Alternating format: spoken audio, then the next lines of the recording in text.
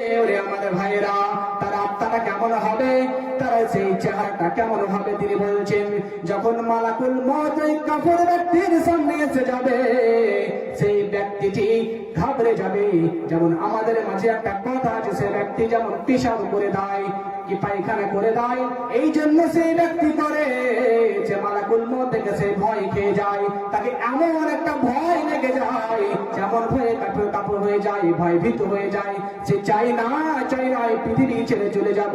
ওই জন্য সে নিজের দেহটাকে, সে নিজের আত্মাটাকে ভিতরের মধ্যে রেখে দেয়। কিন্তু আল্লাহ তাআলা বলছেন ওয়ান্নাজিআতি গরকা ওয়ান্নাশিতাতি নাশতা ওয়াসসাবিহাতি সাবহা, আমি আল্লাহ এমন মালাকুল মউত রেখেছি রে, যে মালাকুল মউত তোমার আগে চলে চলে তোমার আত্মার ভিতরে ঢুকে গিয়ে তোমার আত্মাটাকে সুন্দর করে বের করে নিয়ে আসবে। আল্লাহ কি বলছে, যদি ব্যক্তি কাফের হয়, মুশরিক হয়, মুনাফিক হয়, বেনামাজি হয়, তাহলে তার আত্মাটা মালাকুল মউত বের করতে অনেক কষ্ট লাগে। কেন? তিনি চাই না যে আমি পৃথিবী ছেড়ে চলে যাব। অতএব এই মালাকুল মউত তাকে চেনে হিচড়ে তার ভিতরে রাগে চলে তাকে বের করবে। এই জন্য বলা হয়েছে যে বিশ্বের মানুষ তোমরা যখন মৃত্যুবরণ করবে, তোমরা মুমিন হয়ে মুসলিম হয়ে মরবে। কেন? আল্লাহ তাআলা বলছেন ইয়া আইয়ুহাল্লাযীনা আমানুত্তাকুল্লাহ হাক্কা তুকাতিহি ওয়া লা তামুতুন্না ইল্লা ওয়া আনতুম মুসলিমুন।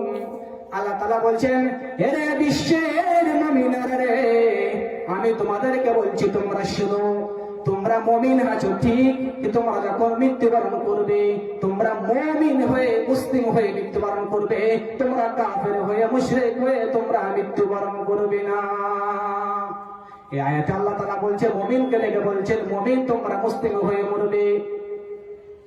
আল্লাহ তাআলা এখানে বলছেন তোমরা মুমিন হয়েছো ঠিকই, কিন্তু এমন হয় ব্যক্তি মুমিন থাকতে থাকতে কিছুদিনের মধ্যে সে কাফের হয়ে মারা যায়।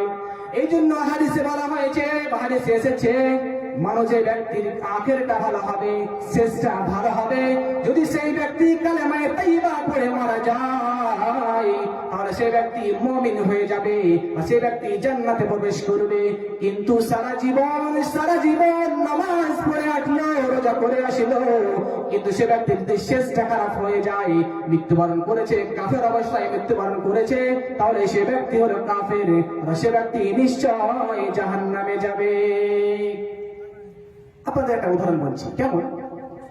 ধরুন আপনার বাড়িতে একটা ছেলে আছে, সেই ছেলেটা রাস্তায় যখন চলাফেরা করে, বাইক নিয়ে চলাফেরা করে, ও কিন্তু খুব ভালো ড্রাইভার, কিন্তু যখন রাস্তায় চলাফেরা করে, আপনার বাড়ি থেকে যখন বের হয়, আপনি বাবা তো আপনার দায়িত্ব আছে, আপনি তাকে বলছেন বাবা গাড়িটা নিয়ে যাচ্ছ, তোমার পিছনে তোমার বউ আছে, খুব সাবধানে নিয়ে যাবে। কেন বলে? ও বাবা জানে যে আমার ছেলে ড্রাইভিং করে করে হিরপাক্কা হয়ে আছে, তবুও বাবা বলে যে বাবা যখন তুমি পথে বের হচ্ছ তখন ভালো করে ড্রাইভিং করবে, যাতে অ্যাক্সিডেন্ট না হয়।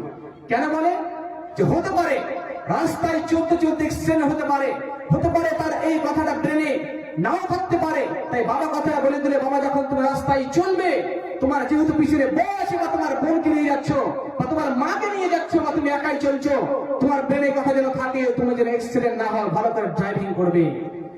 সেই মতো আল্লাহ তাআলা বলছে যে আমি মুমিনকে বলছি, মুমিন তোমরা তো মুমিন, তোমরা তো কাফের নাও, তোমরা আল্লাহকে বিশ্বাস করেছো, তোমরা আমার নবীকে বিশ্বাস করেছো, আমার এই হাদিস এবং কোরআনকে বিশ্বাস করেছো, অতএব তোমরা তো মুমিন হয়ে গেছো। তবুও বলছি তোমাদেরকে লা তামুতুন্না ইল্লা ওয়া আনতুম মুসলিমুন, তোমরা মুসলিম হয়ে মৃত্যুবরণ করবে। আসুন, আপনার ব্যক্তি মৃত্যুবরণ করলো, একজন ব্যক্তি মৃত্যুবরণ করে গেল, এবার আপনি করবেন কি? তার স্থান হচ্ছে তাকে কবর দেবেন, খনন করে সুন্দর করে কবরস্থানে করে আসবেন। এবার আসুন, আমার বক্তব্য বিষয় ছিল কবরের আযাব। এই ব্যাপারে আল্লাহর নবী হযরত মুহাম্মদ মুস্তাফা সাল্লাল্লাহু আলাইহি ওয়াসাল্লাম তিনি বলছেন, ইন্নাল আবদা ইযা উদিয়া ফি কবরিহি, যখন কোন ব্যক্তিকে, যখন কোন বান্দাকে, যখন কোন দাসীকে যখন কবরে রাখা হবে, যেমন ভাবে এটার ইন্নাল আমরা এটা উদিয়া ফি কবরিহি, যখন কোন মানুষকে তার কবরে যখন রেখে দেওয়া হলো, সেই সময় তাকে এই মাটি চাপিয়ে দিলেন, আপনি সেখান থেকে চলে আসছেন। হাদিসে বলা হয়েছে মানুষ যখন সেখান থেকে ফিরে আসে, সেই সময় যে তার সাথীগুলো গিয়েছিল, বন্ধুগুলো গিয়েছিল, তার পরিবার তাকে মাটি দিতে গিয়েছিল, সেই ব্যক্তিরা সেখান থেকে ফিরে আসে। অন্য হাদিসে রওয়ায়াতে এসেছে যে আল্লাহর পাকের নবী বলছেন, যে কোনো ব্যক্তিকে যখন কবরের জন্য দেওয়া দিতে হয়, তখন তার সাথে তিনটি বিষয় যায়, তিনটে জিনিস যায়। তার মধ্যে সেখান থেকে দুটি জিনিস ফেরত আসে এবং একটা জিনিস তার কাছে থেকে যায়। কি বললেন? মানুষ যখন মৃত্যুবরণ করে তাকে কবর রাখা হয়, তখন তাকে তিনটি জিনিস তার সাথে যায়। কি কি যায়? নবী বলছেন, একটি যায় তার পরিবার যায়, তার দোষ বন্ধু যায়, তার যতগুলো রিলেটিভ আছে, তার সম্পর্ক আছে, সেই ব্যক্তিগুলো তাকে মাটি দিতে যায়। দ্বিতীয় বলছে যে সম্পদ গুলো যায়, অর্থাৎ যে খাটনি গুলো যায়, যে ক্যাথা গুলো যায়, যে পানি গুলো যায়, যে চাপ্পাল গুলো যায়, এই সম্পদকে বলা হয়েছে এই সম্পদ, সেইগুলো তার সাথে যায়। তৃতীয় নম্বরে বলছেন এবং তার আমালুহু, এবং তিনি যে আমল করেছে, যে নেকগুলো কাজ করেছে, পৃথিবীর বুকে যে কর্ম করেছে, সেই কর্মগুলো তার সাথে কবর পর্যন্ত যায়। কিন্তু যখন ওখানে কবরে দেওয়া হয়, তাকে যখন কবরস্থান করে দেওয়া হয়, তখন দুটি জিনিস ফেলে চলে আসে। নাম্বার এক, একটি হলো তার পরিবার পর্যন্ত চলে আসে। দ্বিতীয় হচ্ছে যে ধন মাল গিয়েছিল, সেইগুলো চলে আসে। কিন্তু নবী বলছেন তার কাছে একমাত্র একটি জিনিস থাকে রে, সেটি হচ্ছে আমালুহু, যে আমল কি করেছে, পৃথিবীতে কি অন্যায় করেছে, আমি কি করেছে, এই জিনিসগুলো তার জন্য ওই কবরে থেকে যায়।